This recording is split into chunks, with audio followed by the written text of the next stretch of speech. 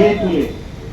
ఇది ఈ రోజున జోరున వర్షం కురుస్తున్నప్పటికీ ఈ రోజున ఈ కార్యక్రమం బీసీ సమన్వయ సంఘం పూర్ణచంద్రరావు గారి నాయకత్వంలో, అంగడాల పూర్ణచంద్రరావు గారి నాయకత్వంలో, అలాగే కన్వీనర్ బీసీ నారాయణ గారి నాయకత్వంలో, రమణ గారి నాయకత్వంలో, తదితర కో-కన్వీనర్స్ నాయకత్వంలో చాలా చక్కగా సాగుతుంది. అసలు ఇది జరుగుతుందా జరగదా అనేటువంటి అనుమానం ఉంది నాకు. పరంజ్యోతి గారు చెప్పారు, మనం ఇక్కడే చేద్దాం. మన యొక్క ఏదైతే సంకల్పం ఉందో, పట్టుదల ఉందో అది మనం ప్రూవ్ చేసుకోవాలంటే ఈ రోజు ఎక్కడైతే ఏదైతే చేద్దాం అనుకున్నామో అది చేయాలి అనేటువంటి దృష్టితో మనం ఇక్కడే చేద్దామని చెప్పారు. ఆ రకంగా మనం ఈ రోజున ఇక్కడ సమావేశమయ్యాం. సో ఇది చాలా మంచి రోజు. ఇది 12వ తారీఖు నవంబర్. జనరల్ గా నవంబర్ డిసెంబర్ ఇక్కడ వాతావరణం నార్త్ ఈస్ట్ మాన్సూన్ ఉంటుంది, తుఫాను ప్రభావితమైనటువంటి ప్రాంతాలు. అయినప్పటికీ మన వాళ్ళు ఈ రోజు సెలెక్ట్ చేశారంటే దీనిలో ఏదో ఔచిత్యం ఉంది. ఇది ఉత్తిగా ఏం సెలెక్ట్ చేయాల, జోరున వర్షం వచ్చినా సరే ఇక్కడ నడపాలనేటువంటి దృష్టితో మరి జానకి ప్రసాద్ గారు, భాస్కర్ రావు గారు వీళ్ళందరూ నిర్ణయం తీసుకున్నారంటే వీళ్ళ దగ్గర ఏదో ఉంది. ఇది అందుకే దానికే కారణం నీరు గాని ఉత్సాహంతో మనం అందరం బీసీ కులగణన ఈ రాష్ట్ర ప్రభుత్వం, కేంద్ర ప్రభుత్వం చేసే విధంగా మనం ముందుకెళ్లాలని చెప్పి ఎంత వర్షం వచ్చినా సరే మన సంకల్ప బలం స్ట్రాంగ్ గా ఉంటుంది కాబట్టి మనం ముందుకెళ్దాం. సరే, ఇంకా ఎక్కువసేపు ఇక్కడ మనం స్పీచ్ ఇచ్చే అవకాశాలు లేవు. కారణం మీకు నేను వేరే చెప్పక్కర్లేదు. కానీ ఒకటే ఒక మాట, నిన్న బడ్జెట్ లో, రాష్ట్ర బడ్జెట్ లో బీసీకి 39,000 కోట్లు పెట్టామని చెప్తున్నారంటే ఎందుకు అది ప్రకటిస్తున్నారు? ఈనాడులో కానీ, జ్యోతిలో కానీ, ఛానల్స్ లో కానీ దాన్ని విపరీతమైనటువంటి ప్రచారం ఎందుకు ఇస్తున్నారో మీరు ఆలోచించారా బీసీలందరూ? అవి అన్ని కాకి లెక్కలు, పైకి చెప్పే లెక్కలే. అవి నిజంగా బీసీలకు అందే డబ్బు కాదు.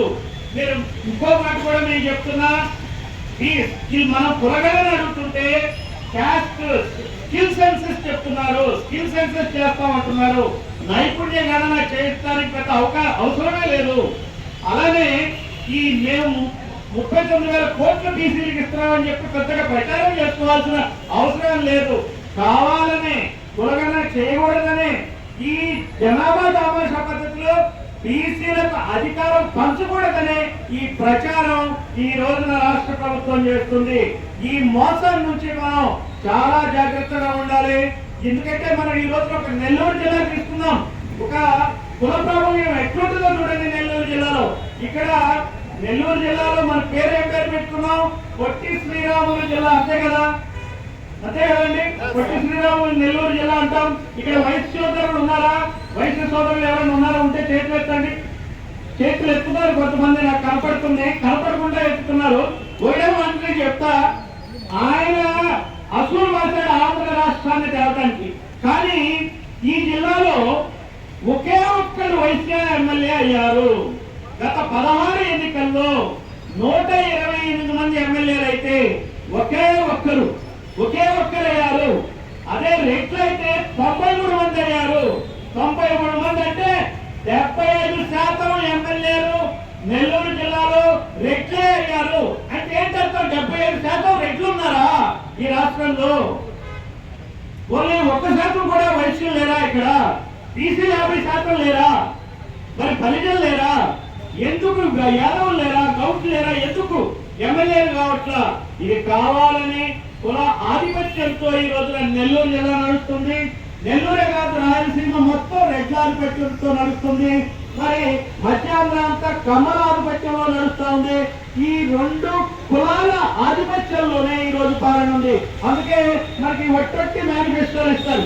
ఈ మేనిఫెస్టోలో బీసీల గురించి ఏం రాశారు? తెలుగుదేశం పార్టీ ఏమనుంది? బీసీ సంరక్షణ చట్టం తెస్తానండి. తెచ్చిందా? తేవడానికి టైం లేదా వాళ్ళకి? అది ఏమైనా ఖర్చుతో కూడిన సమస్యనా? ఏమైనా రూపాయి ఖర్చు అవుతుందా? మరి ఎందుకు తేవట్లేదో చెప్పండి. మీరు అది అర్థం చేసుకోవాలి.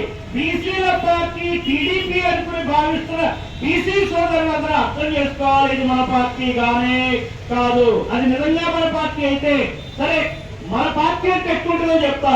మన పార్టీ అంటే మనదే పార్టీ, టీడీపీ పార్టీ, ఏకం పార్టీ. చెప్పండి.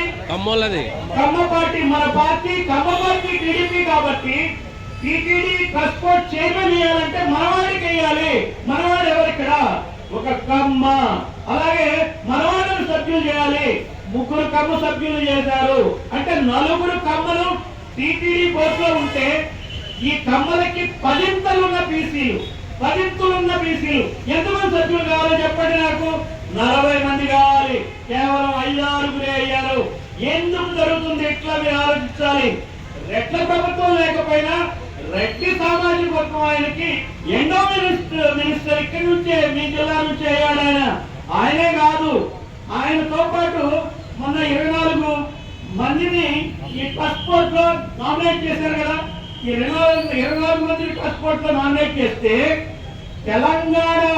తెలంగాణ టీడీపీ నుంచి ఎవరిని నామినేట్ చేశారో తెలుసా?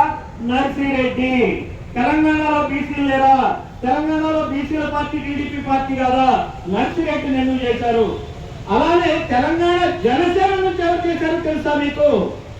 మహేందర్ రెడ్డి. మరి మహేందర్ రెడ్డి రెడ్డే ఉన్నాడు అక్కడ, ఎవరు లేరా? సరే 24 మందితో టీటీడీ బోర్డు ఏర్పాటు చేశారని అనుకున్న నేపథ్యంలో ఒక్క మెంబర్ ఇంకా కావాలి. 25వ మెంబర్లు వేయరా? దానికి చాలా మంత్రాలు సాగుతా ఉన్నాయి. నేను చూస్తా ఉన్నా ఎవరిని వేస్తారబ్బా. నేను 5-6 బీసీలు వేశారు. ఒకవేళ బీసీకి ఇస్తారేమో అనేటువంటి దృష్టితో నేను చూస్తా ఉంటే బీజేపీ కూడా భాను ప్రకాష్ రెడ్డికే ఇచ్చింది. 4 రెట్లు, 4 కమ్మలు, 8 మంది ఉన్నారు.